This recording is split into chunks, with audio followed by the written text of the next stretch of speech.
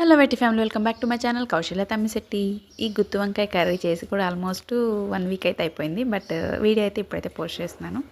So దీనికి కావాల్సిన ingredients ఇక్కడ నేను మెన్షన్ చేస్తున్నా, చూసుకోండి. ఇవన్నీ ఆయిల్లో మీడియం ఫ్లేమ్లో కుక్ చేసుకొని మెత్తగా మిక్సీ అయితే పట్టుకోవాలి. సో ఈ కర్రీకి పెద్ద సైజు ఉల్లిపాయ ఒకటి, అలాగే 4-5 పచ్చిమిరపకాయలు, ఒక చిన్నవి 3 టమాటాలు అనమాట. ఆయిల్ వేసి అందులో పోపు దినుసులు అలాగే కరివేపాకు అయితే నా దగ్గర లేదు ఆ రోజు. సో ఇంకా కరివేపాకు అయితే యాడ్ చేయలేదు.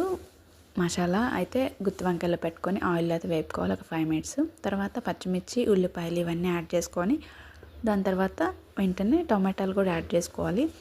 ఒక 5 to 10 మినిట్స్ మీడియం ఫ్లేమ్లోనే కుక్ చేసుకోవాలి. ఇవన్నీ యాడ్ చేసుకున్న తర్వాత మిగిలిన మసాలా ఉంటుంది కదా, అది కూడా కొన్ని వాటర్ యాడ్ చేసుకొని ఈ కర్రీలో అయితే వేసుకోవాలి. కొంచెం ఆయిల్ సపరేట్ అయ్యేదాకా అయితే కుక్ చేసుకోవాలన్నమాట. ఎప్పుడైనా గుత్తి వంకాయ కర్రీ ఇలా కుక్కర్లో పెట్టుకుంటే మంచిగా కుక్ అవుతుంది, బాగా ఉడుకుతుంది అనమాట.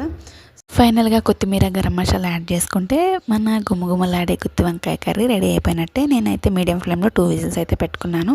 ఈ గుత్తి వంకాయ నార్మల్ రైస్ కంటే బగారా రైస్ అట్లయితే చాలా బాగుంటుంది.